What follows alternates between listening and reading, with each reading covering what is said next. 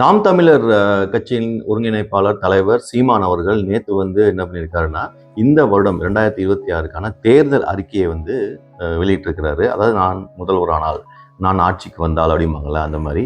அதற்கு முன்னாடி இவருடைய ஒரு சின்ன ஹிஸ்ட்ரியை பார்த்துக்கலாம். என்ன அப்படின்னா, 2016 தான் நாம் தமிழர் கட்சி இந்த பொது தேர்தலுக்கு வராங்க.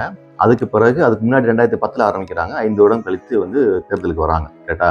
அதுலேருந்து இன்னைக்கு வரைக்கும் 2026, அதாவது 2016லேருந்து 2026 வரைக்கும் பார்த்தீங்கன்னா தனித்தே களமாடுறாங்க. அது மட்டும் இல்லாமல் 2016 தனித்து முதல் நிற்கும்போது 1.1% தான் ஓட்டு எடுக்கிறாங்க.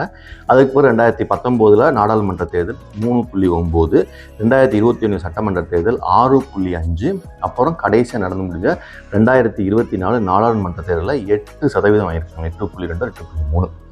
அதுக்கு அடுத்து இப்போ வராங்க. ஸோ இவருடைய தேர்தலில் பார்த்தீங்கன்னா வாக்கு சதவீதம் கூடிக்கிட்டே போகுது. ஆனால் வெற்றியே பெறலை. அது ஒரு மைனஸ் பாயிண்ட். ஆனால் வாக்குகள் கூடிக்கிட்டே போகுது. அது ப்ளஸ் பாயிண்ட்டு. இந்த நிலைமையில் அவருடைய தேர்தல் அறிக்கை எவ்வளோ இம்பார்ட்டண்ட் அப்படின்னா, மற்ற கட்சிகளை கம்பேர் பண்ணும்போது உலகத்திலே, இந்தியாவிலே எனக்கு தெரிஞ்சு மிக முக்கியமான, மிக கரெக்டாக சொல்லக்கூடிய ஒரு உண்மையிலே மக்களுக்காக ஒரு கட்சி நடத்துகிறாங்க, அந்த கட்சியின் மூலம் மக்களுக்காக சேவை செய்ய போகிறாங்கன்னா தேர்தல் அறிக்கை இப்படி தான் இருக்கும். இதில் இருக்க சில முக்கியமான இதை மட்டும் சொல்கிறேன். ஏகப்பட்ட அறிக்கை கொடுத்துருக்காரு. கிட்டத்தட்ட பார்த்திங்கன்னா ஒரு 300-400 பேஜுக்கான அறிக்கை. அதில் மிக முக்கியமானது மட்டும் சொல்கிறேன். இதை பார்த்துட்டு இம்ப்ரெஸ் ஆகாத ஆள் யாருமே இருக்க மாட்டாங்க. இதை பார்த்துட்டும் ஒருத்தவங்க ஓட்டு போடாமல் இருக்காங்க அப்படின்னா அது அவங்களுடைய பிரச்சனை தான். அது சீமானுடைய பிரச்சனையோ நாம் தமிழர் கட்சி பிரச்சனையோ கிடையவே கிடையாது. இதை ஒன்றுனா பார்ப்போம். ஃபர்ஸ்ட் என்ன சொல்கிறாரு அப்படின்னா, இந்த தமிழ்நாட்டில் ஒரே ஒரு தலைநகரம் இருக்குது, which is சென்னை. அது ஒரு இடத்துல இல்லாமல் பதவிகள் ஆளுமை பிரிஞ்சிருக்கணும், ஒரு அரசனுடைய அதிகாரம் பிரிஞ்சிருக்கணும் அப்படின்னு சொல்லிட்டு 5 தலைநகரை கொண்டு வரணுங்கிறாரு. ஒன்று சென்னை, இன்னொன்று திருச்சி, கோவை, மதுரை, குமரி. ஒவ்வொரு இடத்துக்கும் ஒவ்வொரு விஷயங்கள். சென்னையில் பார்த்தீங்கன்னா தொழில்நுட்பத்திற்கு, சினிமா படத்துக்கு தலைநகரம் சென்னை. நிர்வாக தலைநகரம், அதாவது முதலமைச்சர் இருக்கக்கூடியது எல்லாமே திருச்சியில் இருக்கும் அப்படிங்கிறது. தொழில் வணிக தலைநகரம் கோவை. அடுத்து மொழி, கலை, பண்பாட்டு தலைநகரம் மதுரை. அப்புறம் தமிழர் மெய்யியல் தலைநகரம் குமரி. இந்த மாதிரி தலைநகரங்களே 5ஆக பிரித்து 5 இடத்துலையும் பவர்களை கொடுத்துட்றாரு. ஐ திங்க் எம்ஜிஆர் இருக்கும்போது ஒரு தடவை திருச்சியை சென்டராக கொண்டு வரலாம் அப்படிங்கிற மாதிரி சொல்லியிருக்காங்க. அதை ரொம்ப தெளிவாக எக்ஸ்பிளைன் பண்ணுறாரு. அந்த ஒரு காணொலியில் பார்த்தீங்கன்னா ரொம்ப சூப்பராக எக்ஸ்பிளைன் பண்ணுறாரு. ஸோ இது ஒரு மிகப்பெரிய முயற்சி. இதன் மூலம் என்னங்கன்னா, சென்னைக்கு எல்லாரும் ஓடி வர தேவையில்லை வேலைக்காக. வேலைவாய்ப்பு சென்னையில் தான் இருக்குங்கிறது கிடையாது.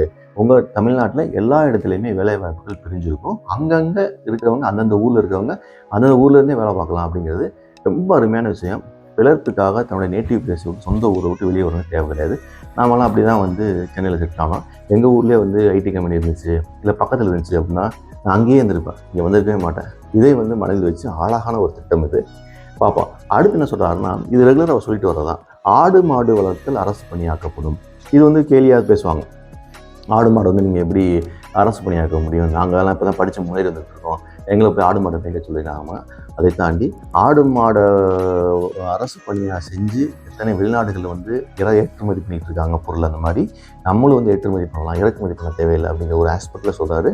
நீ படித்திருந்தால் ஆடை போய் ட்ரியோன்னு ஆடை ஓட்ட சொல்கிறாரு. அது நிர்வாகம் பண்ண சொல்கிறாரு. ஆடு மாடுகளை வைத்து வரக்கூடிய அவுட்கம்ஸ் இல்லையா, அந்த பெனிஃபிட்ஸ், அதை நிர்வாகம் பண்ணணும். அது மேய்க்கிறவங்க மிஷின் மூலம் மேய்ச்சிருப்பாங்க, ட்ரோன் மூலம் மேய்க்கிறாங்க. எல்லாமே நவீன முறையில் தான் பண்ணுறாங்க இல்லையா. அந்த காலத்தில் மாதிரி ஒரு காலை இது கட்டிக்கிட்டு ஓடி போகிறதுலாம் கிடையவே கிடையாது. இது விஞ்ஞான முறையில் ஒரு ஆடு மாடு வளர்த்தல் அரசு பணியாக்குன்னு சொல்கிறாரு. ரெண்டாவது என்ன, வெளிநாட்டு மாடுகளுக்கு தடை. இந்த ஜெர்சி மாடெல்லாம் இருக்கு இல்லையா, அது மூலம் வர பால்கள், அது மூலம் நம்ம நாட்டு மாடுகளுடைய இதே குறைச்சிட்டாங்க. அது மூலம் சுகர்லாம் வரும்னு சொல்கிறாங்க. அவர் தெளிவாக என்ன சொல்கிறாங்க, நாட்டு மாடுகள் மட்டும்தான் இருக்கும்.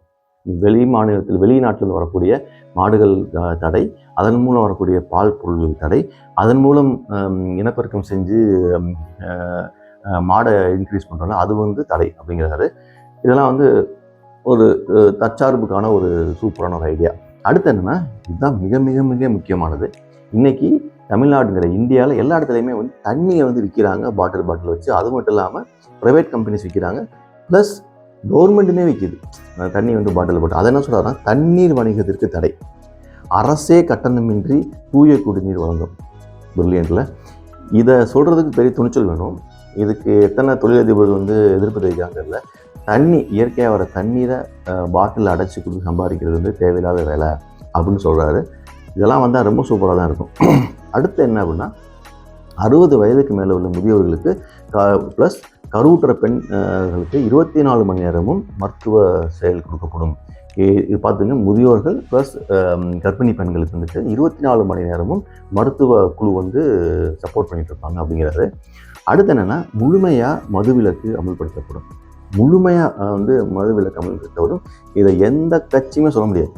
திராவிட கட்சியோ புதுசாக வந்திருக்கக்கூடிய கட்சியோ எதுவுமே சொல்ல முடியாது. அவர் சொல்கிறாரு. இதெல்லாம் நம்ம நம்பலாம். அதுக்கடுத்து என்னென்னா இது வந்து பாசிபிள் இல்லைங்கிற மேட்டர் கிடையாது. பட் அவர் தாட்ஸ் அப்படிங்கிறது தான். அதாவது எப்படின்னா மத்திய மாநில அரசுகளுக்கிடையே வரி டேக்ஸ் பிரிக்கிறாங்களா 50 இப்போ இருக்குது. அது என்ன சொல்கிறாரு 75-25, எனக்கு மாநிலத்திற்கு 75, உனக்கு 25. இதை சொல்லிவிட்டு அவர் ஏன் எனக்கு 75% வேணும் அப்படின்னா, நானே என்னுடைய ஸ்டேட்டை மெயின்டைன் பண்ணிக்கிறேன். இன்றைக்கி இருக்கிற பிரச்சனை பார்த்திங்கன்னா கல்வி, மருத்துவம், குடிநீர் இது எல்லாமே வந்து பாலடைஞ்சு போச்சு. நீங்கள் வந்து மருத்துவத்தை பற்றி மிக அழகாக சொல்லியிருப்பார்.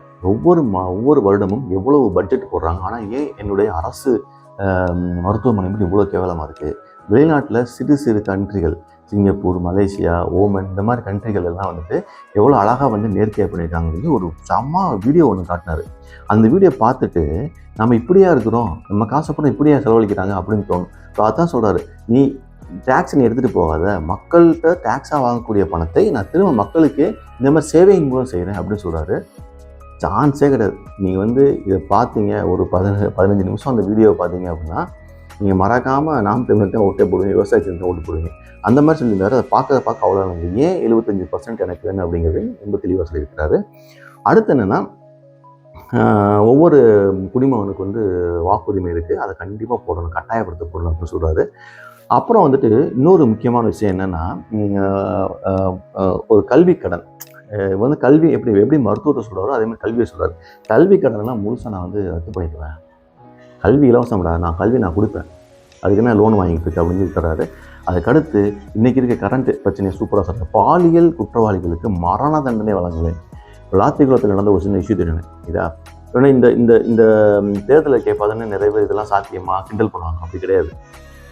என்னென்னா விளாத்திக்குளத்துலேருந்து ஒருத்தன் வந்து ஒரு பொண்ணை கற்பழிச்சிட்றான், +2 மாணவியை. அவன் யார் அப்படின்னா, இதற்கு முன்னாடியே வந்து ஒருத்தவங்களை 60 வயது பெண்மணியை கற்பழிச்சிட்டு ஜெயிலில் இருந்துட்டு ஜாமீனில் வந்து சுற்றிட்டு இருக்க நாய் ஸ்டேஷனுக்கு வந்து கையெழுத்து போடுறான் டெய்லி. அவன் அந்த கேப்பில் போய் ஒரு பொண்ணை கற்பழிச்சிருக்கான்.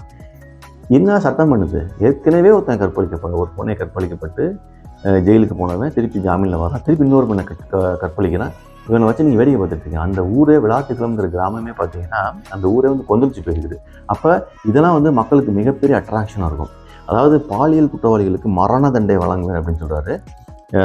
இதை நீங்கள் அவர் பேசுகிறத கேட்டீங்கன்னா இன்னும் எமோஷன்ஸாக இருக்கும், ரைட்டா?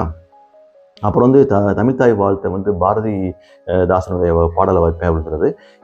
இந்த மாதிரி இவ்வளோ நிறைய தேர்தல் அறிக்கையில் இது வந்து மிக மிக மிக முக்கியமான அறிக்கைகள். நான் சொன்னது எல்லாமே இதை பார்த்துட்டு நான் மீண்டும் ஒரு நடிகனுக்கு தான் ஓட்டு போடுவேன், திராவிடத்துக்கு தான் ஓட்டு போடுவேன் அப்படின்னா நீங்கள் இந்த கல்வியை வைத்துக்கொண்டு, இந்த புரிதலை வைத்துக்கொண்டு என்ன செய்ய போகிறீங்க எனக்கு தெரியல.